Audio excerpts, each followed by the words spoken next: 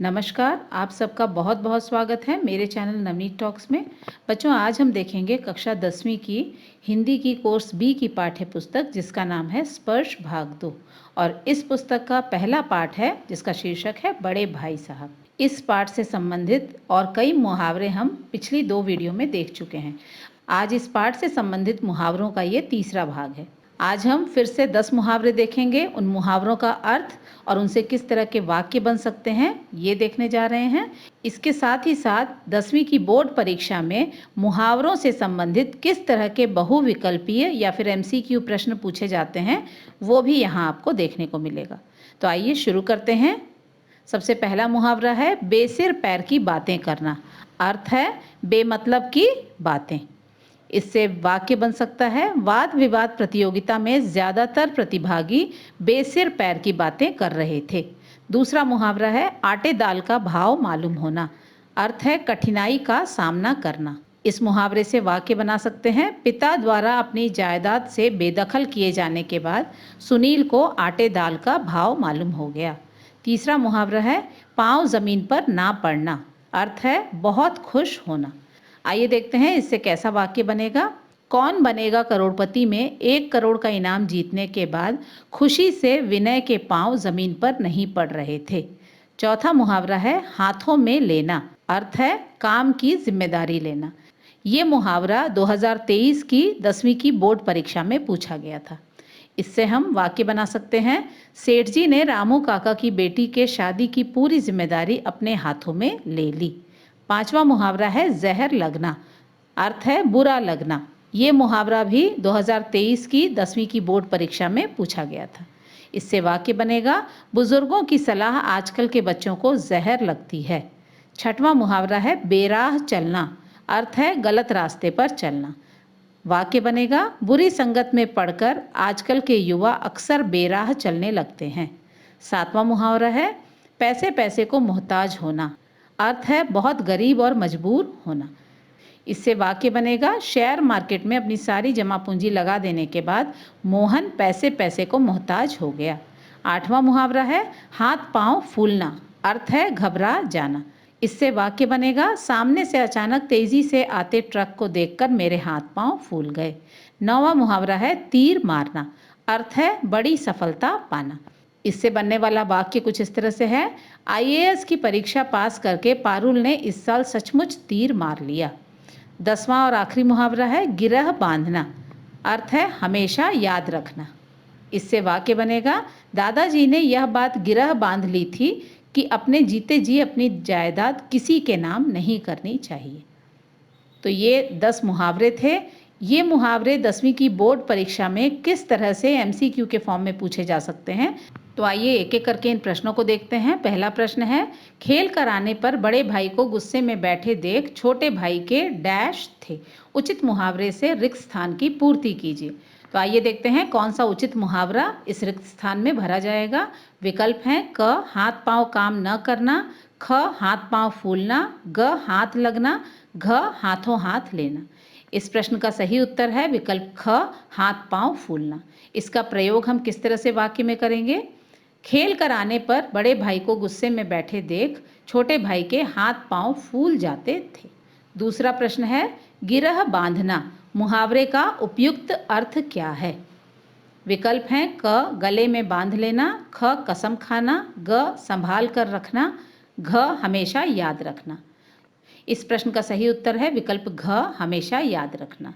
तीसरा प्रश्न है निम्नलिखित में से बेमतलब की बातें अर्थ के लिए उपयुक्त मुहावरा पहचान कर लिखिए। बेमतलब की बातों के लिए जो सबसे सही मुहावरा है आइए देखते हैं विकल्पों को। पहला विकल्प है बेसिर पैर की बातें करना, ख लोहे के चने खाना, ग बेसुरा होना, घ अपना राग अलापना। इस प्रश्न का सही उत्तर है विकल्प क बेसिर पैर की बातें करना। चौथा प्रश्न है बड़े भाई की डांट डपट छोटे भाई को डैश थी। उचित मुहावरे से रिक्त स्थान की पूर्ति कीजिए। विकल्प हैं क हंसी खेल लगती, ख लोहे के चने चबाने जैसा, ग जहर लगना, घ हाथ पांव फूलना। इस प्रश्न का सही उत्तर है विकल्प ग जहर लगना। वाक्य में इसका प्रयोग इस तरह से होगा बड़े भाई की डांट डपट छोटे भाई को जहर लगती थी। पांचवा प्रश्न है हेडमास्टर जी की माँ ने घर के खर्च की सारी जिम्मेदारी अपने डैश ली। उचित मुहावरे से रिक्त स्थान की पूर्ति कीजिए। विकल्प हैं क हाथों में लेना, ख हाथ बटाना, ग हाथों हाथ लेना, घ आसमान सिर पर उठाना। इस प्रश्न का सही उत्तर है विकल्प क हाथों में लेना। वाक्य इस तरह से बनेगा, हेडमास्टर जी की माँ ने घर के खर्च की सारी जिम्मेदारी अपने हाथों में ले ली। छठवां प्रश्न है, कठिनाई का सामना करना अर्थ के लिए निम्नलिखित मुहावरों में से उपयुक्त मुहावरा है। कठिनाई का सामना करना के लिए जो सबसे सही मुहावरा है वो हमें चुनना है। आइए विकल्प देखते हैं। विकल्प क आटे दाल का भाव मालूम होना, ख दाल रोटी जुटाना, ग तेल घी का भाव मालूम होना, घ दाने दाने का भाव मालूम होना। उत्तर है विकल्प क आटे दाल का भाव मालूम होना। सातवां प्रश्न है, दादा द्वारा भेजे गए पैसे खत्म होते ही दोनों भाई डैश हो जाते थे।